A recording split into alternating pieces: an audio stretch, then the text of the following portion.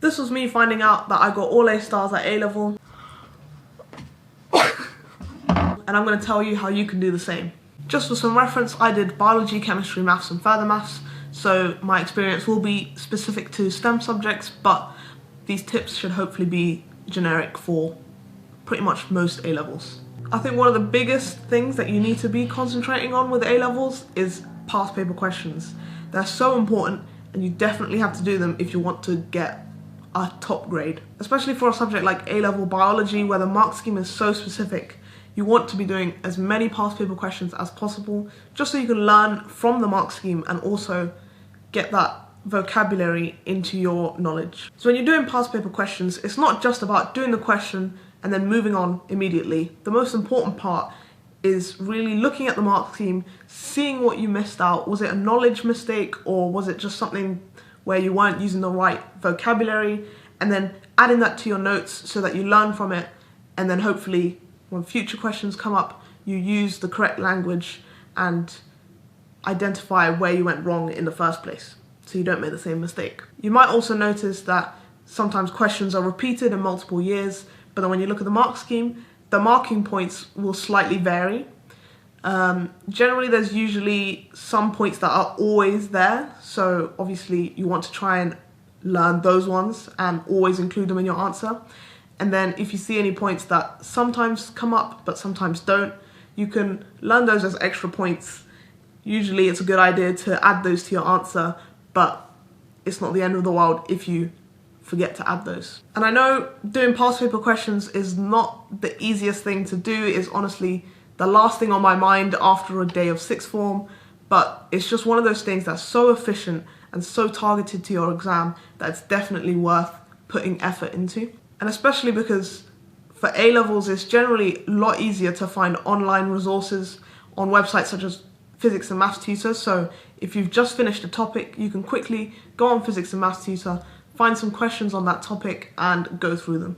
This way you can find what parts of the topic you need to go over again, or if you're alright with the topic, then you can leave that topic, move on to the next, or take a break for the day. So I'd recommend doing past paper questions for pretty much all A levels because that is the best thing you can do. But one thing I found for maths and further maths is you don't necessarily have to do past paper questions. For me, if I was going to review a chapter, then I found that going through the examples was pretty much good enough. It's a good way to make sure that you know every single point on the syllabus because the way that the textbook was written was so that the examples went through every single specification point. So if you can do every single example in the book, that's essentially good enough. And then to reinforce your knowledge, just go through mixed exercises. When it gets closer to the exam though, then I would do a full paper which had, mixed questions so you don't know which topic the question is from. The next thing I'd say is make use of your teachers. They've seen many students go through the process of A levels. They probably have an idea of topics that are difficult, but also tips and tricks that, will help you through that topic. So please do ask them questions. Make sure you focus in lesson, play an active part, put your hand up, all that general stuff, and that is usually a good start to making sure you're on your way to a top grade. The homework that your teachers set is also usually targeted to each specification point. Obviously, I know this varies between teachers, but that's what I found with my teachers. The homework is usually very good at filtering out stuff that you don't need to do, and they'll give you stuff that is actually useful and relevant. So definitely start with the homework and then focus on your own revision on top of that later on. Especially in the beginning of year 13 when I know that you have a lot of other things to be worrying about with UCAS, interviews, personal statements. So just doing the homework and making sure that you're focusing in lessons is a good thing to do at the beginning of the year 13. And then you'll find that after university application is submitted and you've got most of your interviews out the way, that's usually a good point where you find that you've got more time and you can really get your revision together. Now the next thing I want to say varies between different subjects, but overall I would say don't waste time making resources if you know that there are online resources available for you. For example, with A-level chemistry, there are so many online resources, you honestly do not need to worry about making anything for that. my go-to website was ChemRevise and ChemGuide. ChemRevise gives you summarized notes, a really good mechanism page where every single mechanism is laid out for you in a nice way. And then ChemGuide can be used if you want to go more in depth, but generally you don't really need that level of knowledge for your A-levels. On the other hand, with A-level biology, I would say I did make my own notes because I just found there were so many sources of information and I needed my own set of notes. So it really varies between subjects, but find out what works for you and make sure you try to make the most efficient use of your time. So to go into how exactly I made my biology notes, I actually used flashcards and I've found them so that I can show you some examples. But I didn't use the typical technique of writing a question on the front and putting an answer on the back. Instead, I used it like little notes pages so I could summarize everything onto a small face of a flashcard. I found that technique useful just because it forced me to make sure my notes were extremely condensed, so I didn't have that much to revise. And I think that's something you really want to focus on with A-level biology, just because there's so much you do need to memorize. So if you can condense your notes, that's so good. And also when you're making flashcards, you want to try and keep big chunks of text to a minimum. Try and use diagrams wherever possible, just because it makes it easier to picture in your head, or at least that's what I found helped with me. So once you've found the online resources that you find are useful for you and you're going to learn from, or you've made your set of notes or flashcards, and then you've also gone through some past paper questions and realized there's something that you're not really confident on and you need to go over it again because it just keeps getting out of your mind. So you might be wondering, what's the next step? What do you do?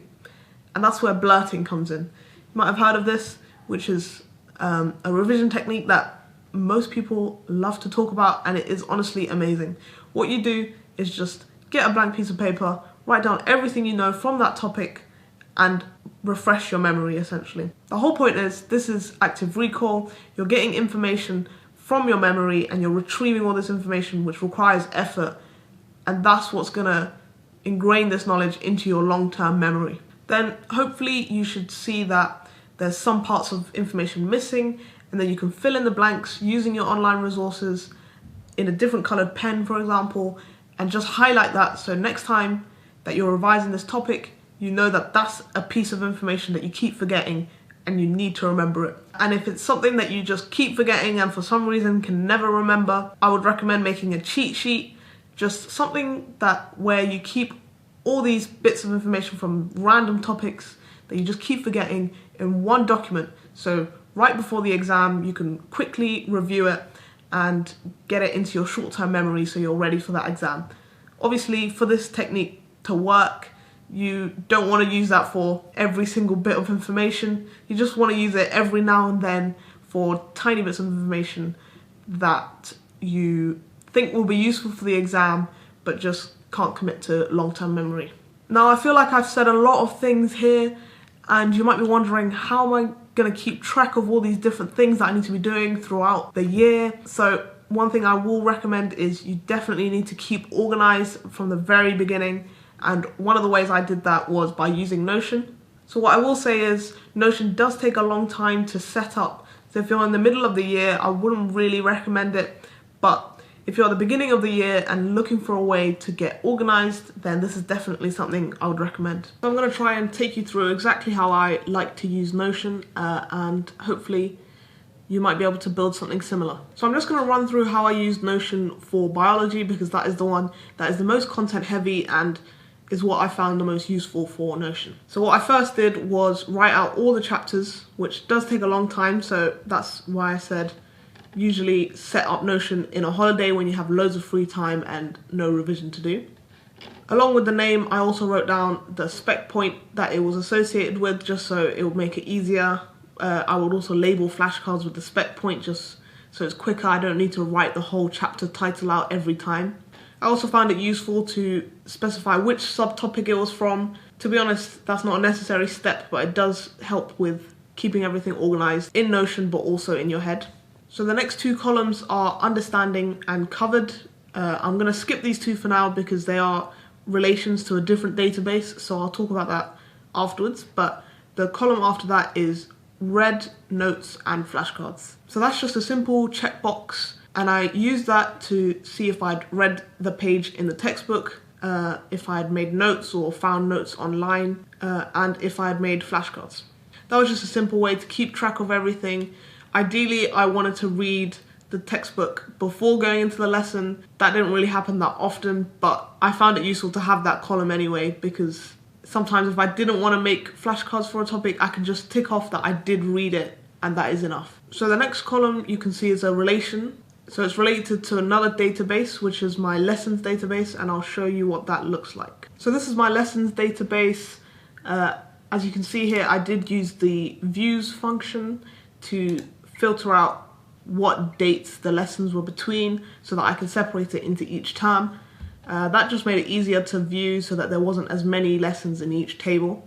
So how I would use this database is to finish a day of sixth form, then come back and write down all the lessons I had in that day, depending on which teacher taught them and what subject it was.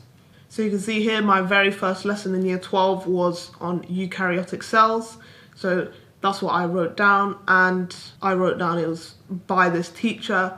I also had a column specifying how well I understood the topic, so I could choose if it was good, okay, or if I had to read it again. So going back to the previous database, you'll remember that I skipped over two of the columns, which were understanding and covered.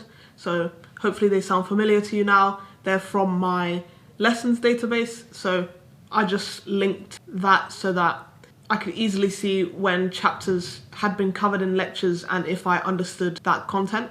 Essentially what I've used Notion for is just to link the specification to my lesson, so I was easily able to tell if the chapter had been covered in lessons, and then that just made it so much easier for me to refer back to lesson notes if I was ever struggling, or find out if there was a topic that I needed to revise because I didn't understand it in the lesson. I think that is one of the biggest challenges with biology, just being able to get a full understanding of the whole specification and not leaving out small bits, and having something like Notion to organize your learning really helps, and that is the key, just linking the specification to your learning. So I hope you found this video useful. As always, if you have any more questions, leave them in the comments below and I will usually reply. Subscribe if you like the video, and I'll see you in the next one.